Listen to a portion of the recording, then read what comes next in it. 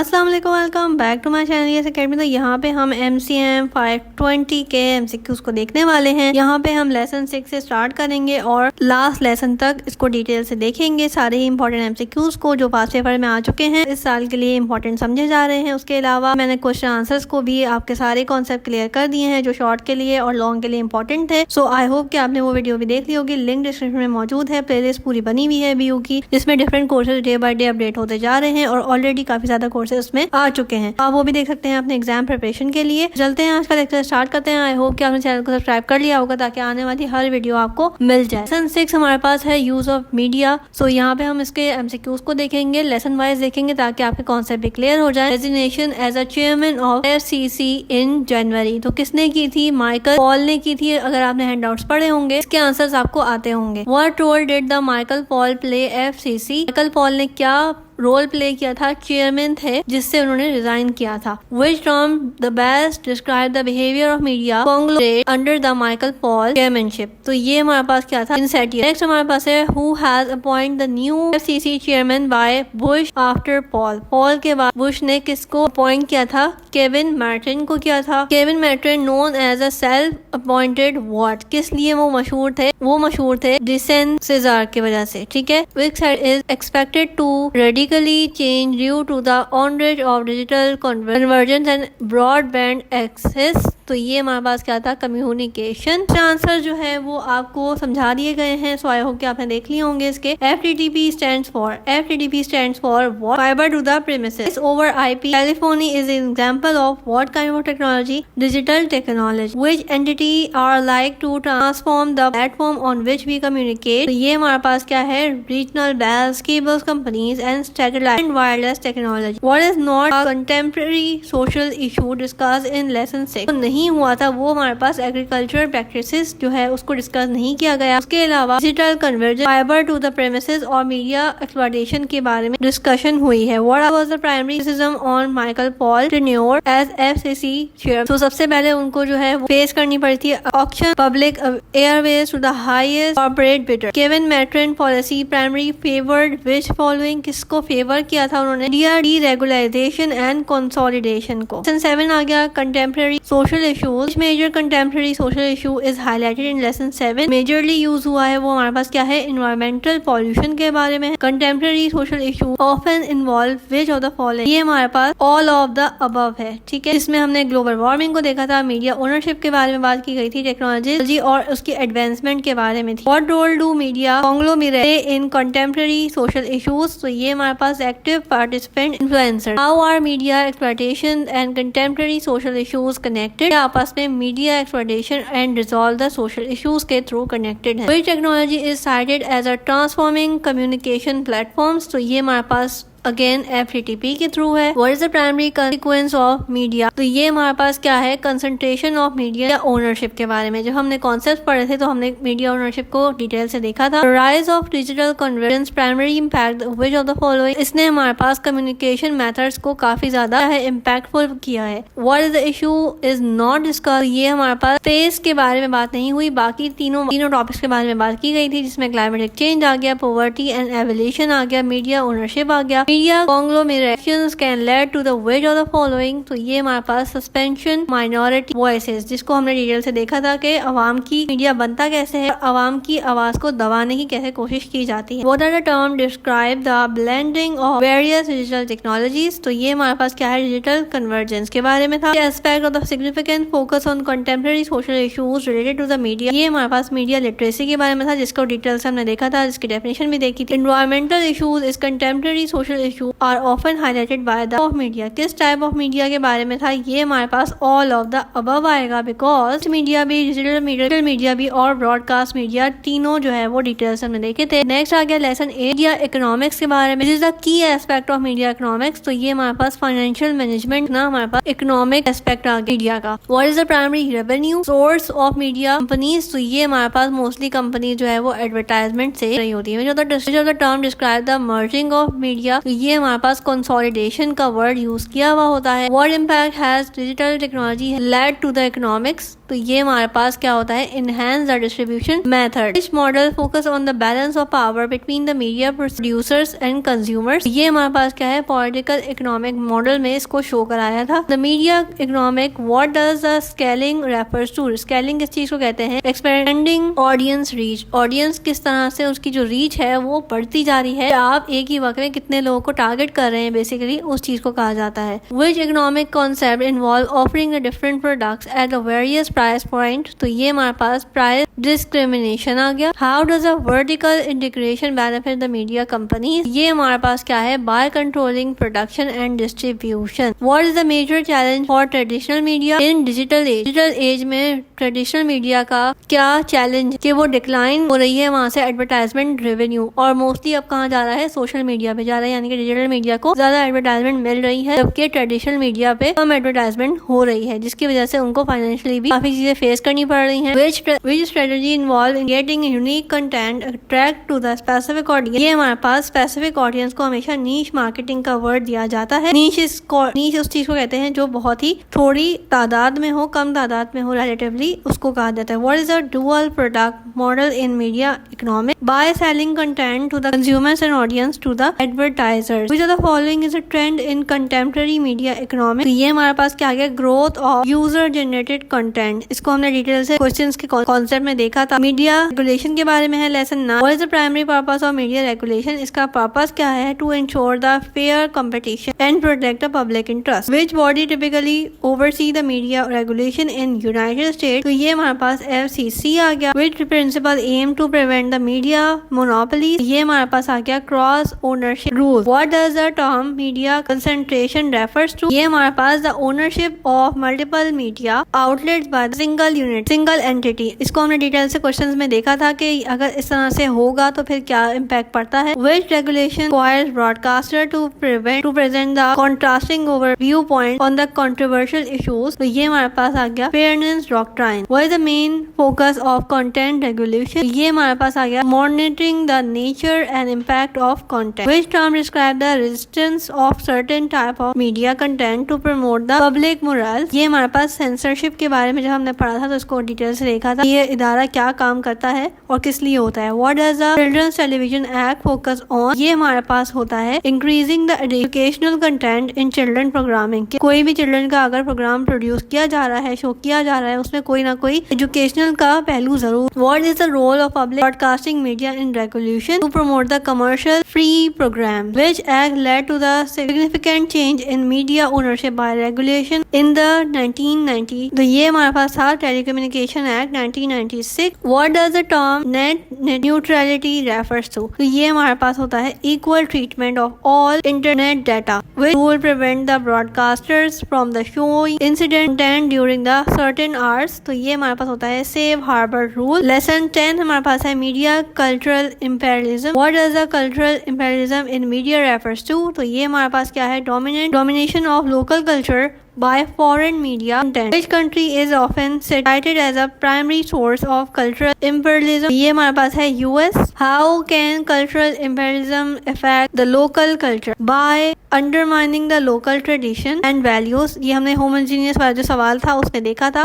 Which of the following is a consequence of cultural imperialism, तो ये हमारे पास क्या है, homogenize of culture, ये हमने में इसलिए समझ लिया था, मुझे पता था कि ये MCQs के लिए भी important होगा। Which media format is important associated with the spread of cultural imperialism, तो ये हमारे पास टेलीविजन और फिल्म ज्यादातर है। Which theory suggests the media can shape the influence culture and society, तो ये हमारे पास क्या है, cultural studies theory। हमारे पास है what role does globalization play in cultural imperialism, तो ये हमारे पास क्या है, it enhances the reach and impact of cultural imperialism। term describe the blending of different cultural elements, ये हमारे पास cultural hybridization होता है। how do some countries resist cultural imperialism, by creating and promoting local culture, जब वो local culture को इतना ज्यादा promote कर देते हैं, क्रिएट करना शुरू कर देते हैं और वही फिर कंज्यूम हो रहा होता है, तो इसलिए फिर वो डिफरेंट कंट्रीज के कल्चर को रेजिस्ट करते हैं। Which of the following is an example of cultural imperialism, तो ये हमारे पास है Hollywood movies dominating the box office over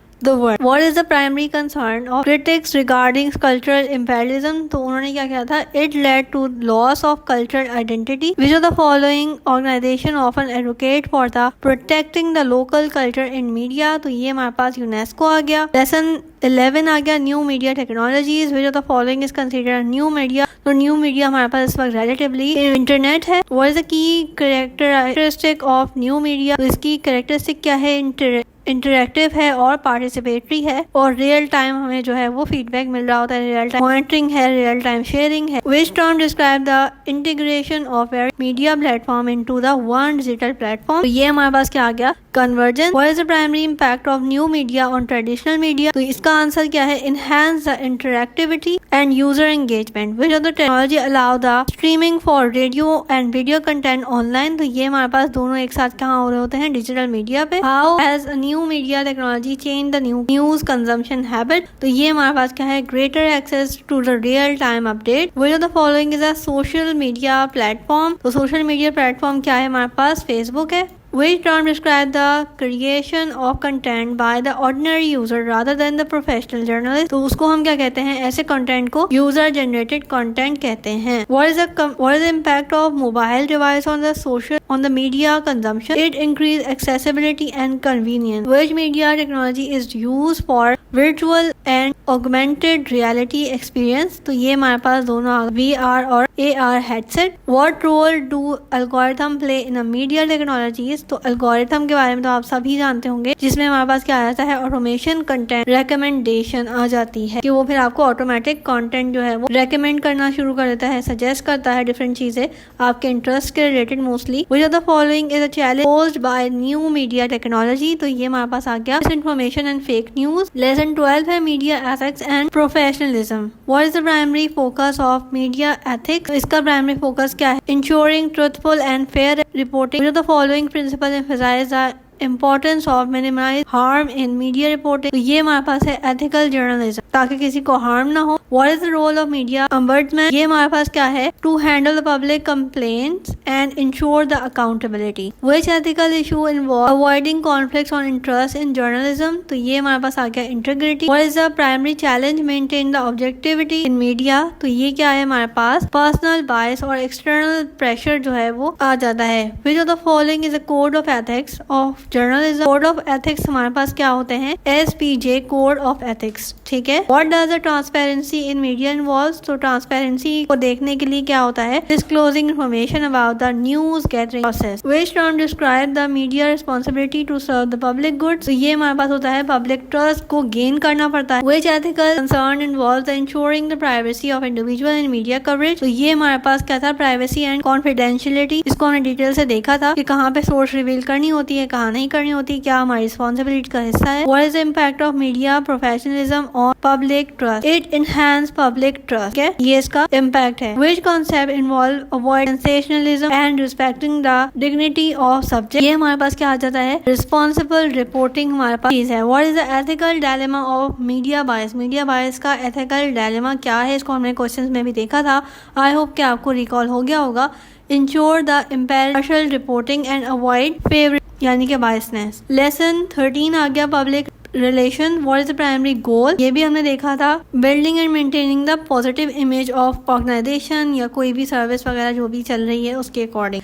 which term describe the strategic communication process? तो ये हमारे पास क्या होती है? परसुएशन होती है. What is the press release? Press release क्या होती है? An official statement issued to the media. What is the doing is a key function of public relation?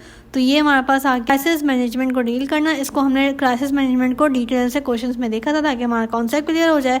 Which term refers to the analyze response of the public opinions? तो ये हमारे पास public opinion research आ. Which PR strategy involves using social media influencers? तो ये हमारे पास क्या है? इन्फ्लुएंसर्स मार्केटिंग में हम इसको इन्वॉल्व करते हैं.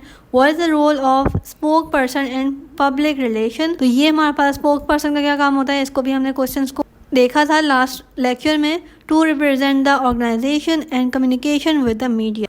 विच public relation tool involve the organising events to promote the organisation? तो ये हमारे पास प्रेस कॉन्फ्रेंस होती है. Importance of media relation in PR? ये क्या करता है? इंश्योर करता है पॉजिटिव इमेज को मीडिया कवरेज में. Which concept involves managing the organization communication during crisis? तो ये crisis communication आ गया। What is the purpose of corporate social responsibility in PR? ठीक है, इसमें क्या आ गया? Enhance the organization's social impact. Which PR function focus on maintaining the good relation with employees? तो ये हमारे पास internal communication आ गया। लेसन 14 एडवर्टाइजमेंट के रिलेटेड है। तो इसका प्राइमरी पर्पस क्या है, जो कि हमने देखा था क्वेश्चन आंसर्स में, ये परस्यू करता है कंज्यूमर्स को कि बाय करें प्रोडक्ट या सर्विस जो भी आप ऑफर कर रहे हो। Which type of advertisement aim to create a positive image of a brand? ये हमारे पास आ जाता है इमेज एडवर्टाइजमेंट में।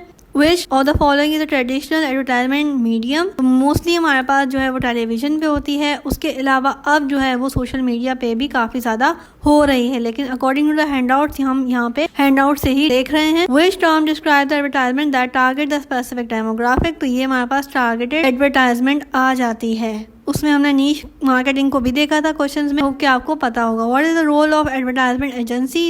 एडवर्टाइजमेंट एजेंसी का क्या काम है? क्रिएट करना, प्लान करना, मैनेज करना कैंपेन्स को। Advertisement strategy involve the comparing a product to its competitor. तो यहाँ पे हमारे पास फिर वो आ जाती है कंपेटिटिव एडवर्टाइजमेंट। ठीक है, which of the following term refers to the unique selling proportion in advertising? तो ये हमारे पास क्या है कि message that differentiate a product from the competitor. कहीं पे कंपटीशन के हिसाब से एडवर्टाइजमेंट की जाती है और कहीं पे यूनिक दिखाने के लिए की जाती है। What is the key challenge in digital advertisement? Digital advertisement में क्या होता है? एड फ्रॉड एंड व्यूएबिलिटी इश्यूज, यानी कि दिखाया कुछ जाता है बेसिकली और प्रोडक्ट कुछ और होता है या भेजा कुछ और जाता है। Which type of advertisement focus on the immediate response from the audience? तो ये हमारे पास क्या होता है? डायरेक्ट रिस्पॉन्स एडवर्टाइजमेंट में आ जाता है। What is the impact of social media? ये हमारे पास क्या है? इंक्रीज कर देता है ability to engage the targeted audience. Which advertisement method use celebrities to promote? यहाँ पे हमारे पास सेलिब्रिटी को एंडोर्समेंट के लिए यूज किया जाता है कि वो प्रोडक्ट या सर्विस को एंडोर्स करें। प्लेटफॉर्म्स पे आपने देखा ही होगा। और